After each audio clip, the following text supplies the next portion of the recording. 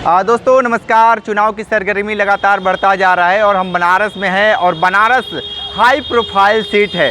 काशी के लोगों का क्या है मिजाज, जिस तरीके से प्रधानमंत्री नरेंद्र मोदी का लगातार जो दौरा चल रहा है, ये जिस तरीके से, ये बताइए कि रोहित जी, आप तो कांग्रेस के नेता हैं, क्या मानते हैं इस बार इंडिया गठबंधन से अजय राय चुनाव मैदान में, भारतीय जनता पार्टी से प्रधानमंत्री नरेंद्र मोदी हैं, क्या कुछ समीकरण दिख रहा है इस बार? देखिए, इस बार का समीकरण 2014 से बिल्कुल हटकर है। ये समीकरण महंगाई पे है, बेरोजगारी पे है, देश के विकास पे है, बनारस के विकास, खासकर बनारस के विकास पे भी जुड़ा हुआ मुद्दा है। और गठबंधन पे हमारे नेता श्री अजय राय जी लड़ रहे हैं और इतिहास रचने जा रहे हैं। और भाजपा जितनी टेलर में आई थी, समझ जाइए उतने टेलर में जा रही है इस बार। और यहाँ भाजपा के इस बार समझिए जमानत जब्त होने वाली है। इतिहास रचने की बात करते हैं, इतिहास तो मोदी जी रचने जा रहे हैं तीसरी बार, और 10 लाख की बातें कही जा रही है।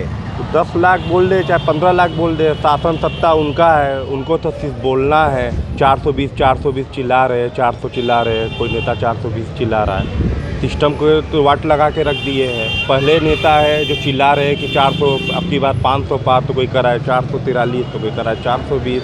तो उनकी शासन सत्ता है, कुछ भी बोल सकते हैं, जनता को भयभीत कर रहे हैं। घुमा फिरा के देखा जाए, इस बार विदाई उनकी एकदम तय है। जब विदाई तय होने की बात आती है तो ऐसा भाषा नेताओं के मुंह से निकलना लाजमी है। ठीक है। चुनाव की सरगर्मी बढ़ गई है, किस तरीके से माहौल देख रहे हैं बनारस में आप? देखिए, निश्चित तौर पे पिछली बार की अपेक्षा इस बार समीकरण जो बदले हैं और जनता का जो आक्रोश है, और जनता का आक्रोश मानी बात है कि माननीय प्रधानमंत्री जी हमारे क्षेत्र के सांसद भी हैं वाराणसी के, इसलिए अपेक्षाएं भी बहुत ज़्यादा थीं। लेकिन कुछ एक चीज़ों को छोड़ दें तो जो अपेक्षाएं थी जनता की, खासतौर से गरीब और मध्यम वर्ग की, उस अपेक्षा पे मोदी जी कतई खरे नहीं उतर पाए। तो जैसा हमारे नेता ने कहा कि निश्चित रूप से महंगाई, बेरोजगारी और कुव्यवस्था ये एक बड़ा मुद्दा है। और इस बार के समीकरण में अजय राय, मैं ये तो नहीं कहूँगा कि इतिहास बनेगा नहीं बनेगा, लेकिन बहुत कड़ी टक्कर है और ऊँट किसी भी करवट बैठ सकता है। ऊँट किसी भी करवट बैठ सकता है। राजनीतिक सियासत तेज हो गए हैं और देखने में जैसे लग रहा है कि आप भारतीय जनता पार्टी से हैं, क्या मिजाज दिख रहा है इस बार? मैं भारतीय जनता पार्टी कार्यकर्ता नहीं हूँ, लेकिन हनुमान जी का भक्त जरूर हूँ। अच्छा। नंबर 1। दूसरा, बदलती काशी की बदलती तस्वीर वह पूरे काशी वासियों को दिखाई दे रहा है। और बदलती हुई काशी की बदलती हुई तस्वीर में नरेंद्र मोदी जी की एक ऐतिहासिक जीत होने वाली। इसके बाद किसी राजनीतिक दल में हिम्मत नहीं होगा कि नरेंद्र मोदी के खिलाफ चुनाव लड़ सके। ये सब फालतू की बातें, बदलती तस्वीर की बात कर रहे हैं, शायद इनको पता होना चाहिए। लोग, ये प्रधानमंत्री जी का क्षेत्र बनारस है, यहाँ से सांसद भी हमारे श्री नरेंद्र मोदी जी भी है। साल भर में 4 बार रोड धंसता है यहाँ पे। ये बदलते की बात कर रहे हैं बनारस की। सीवर समस्या से पूरा बनारस झूल रहा है, जगह जगह ओवरफ्लो हो रहा है, आज तक उसका कोई कारण नहीं हुआ। 7 विधायक हैं, इनके मेयर हैं, इनके मुख्यमंत्री हैं, इनके प्रधानमंत्री हैं, बदलने की बात करते हैं। लोग यहाँ परेशान है, तरसते। ऐसा योजना लाया जा रहा है कि जिससे जनता को नुकसान हो जा रहा है। आई बदलने की बात कर रहे हैं, शायद इनको पता होना चाहिए। पूरा बनारस गंदा पानी पीने को मजबूर है। गली गली में गंदा पानी आ रहा है, फीवर का समस्या से पूरा बनारस जुड़ा है। उस पर मैं पूछना चाहता हूँ, उस पर ये क्या बोलना चाहेंगे? ठीक है भाई साहब, आरोप लगा रहे हैं नेताजी के ऊपर, यानी बनारस के सांसद के ऊपर, बनारस की जनता गंदा पानी पी रही है, इससे आप सहमत हैं? देखिए, कारण था कि इसके पहले लोग गंदगी में ही जीते थे और जो गंदगी दिखाई देता था, स्वच्छता उनको कहीं पसंद नहीं आती है। क्योंकि स्वच्छ काशी को अब, चूँकि गंदगी में जीते थे, अब एकाएक स्वच्छ होगा, नाली के कीड़े को बाहर निकाल दीजिए तो उसको क्या लगेगा? उसको तो नाली अच्छा लगेगा। तो उस कीड़े को हम लोग साफ़ सुथरा करके एक बदलती हुई काशी की बदलती हुई तस्वीर को बनारस के अंदर जो दिखाई दे रही है, फिर मैं कह रहा हूँ, इस जीत के बाद किसी राजनीतिक दल में हिम्मत नहीं होगा कि नरेंद्र मोदी। ये बताइए कि भव्य काशी, दिव्य काशी के बैनर, पोस्टर स्मार्ट सिटी ने लगा दिया, क्या लगता है ऐसा है क्या?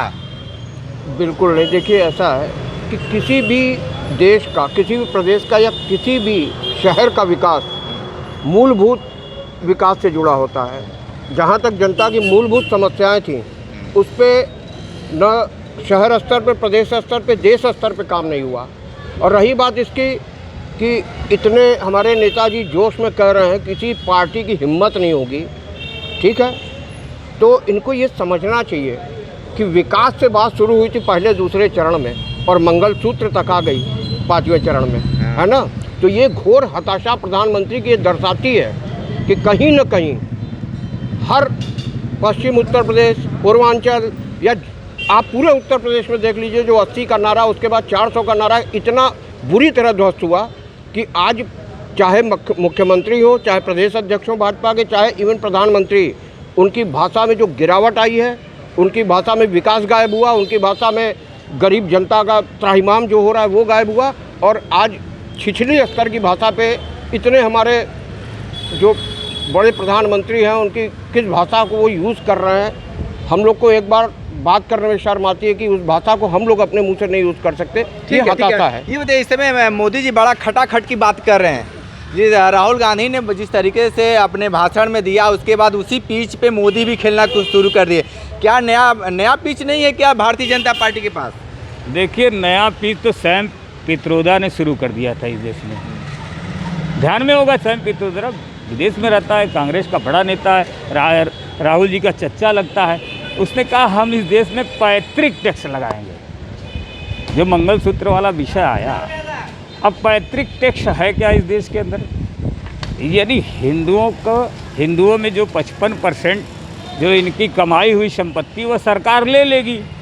अब मंगलसूत्र उसी विषय पर आया था, नंबर 1।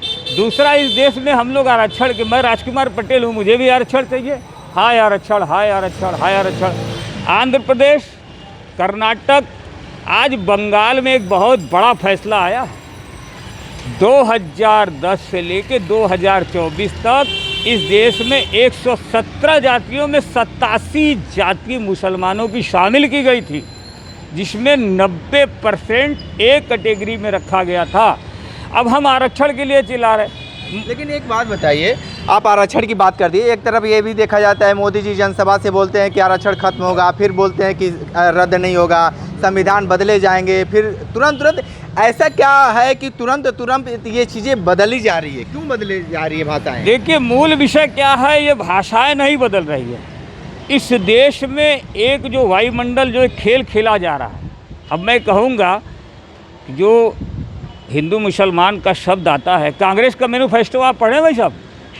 हाँ, पढ़े होंगे। 30 लाख रोजगार देने की 30 लाख रोजगार देने की बात हुई है। हाँ। लेकिन एक जगह आप देखें, अल्पसंख्यक के खान पान की व्यवस्था, अल्पसंख्यक के पोशाक की व्यवस्था। एक मिनट ध्यान दे, हमारी बात पूरी सुन लीजिए। उस अल्पसंख्यक आपके दिमाग में क्लिक कर गया, लेकिन 30 लाख क्लिक नहीं किया। वो कहाँ से करेगा? 30 लाख भी क्लिक करेगा, वो कहाँ से करेगा? अल्पसंख्यक की बात कर रहे हैं, यो कहाँ से करेगा? ये मंदिर जगह जगह बना रहे हैं, जय श्री राम नारा दे रहे हैं, वो घंटी बजाएगी जो 30 लाख लोग हैं। अगर सत्ता में आई बीजेपी तो दोबारा, इनका काम क्या है?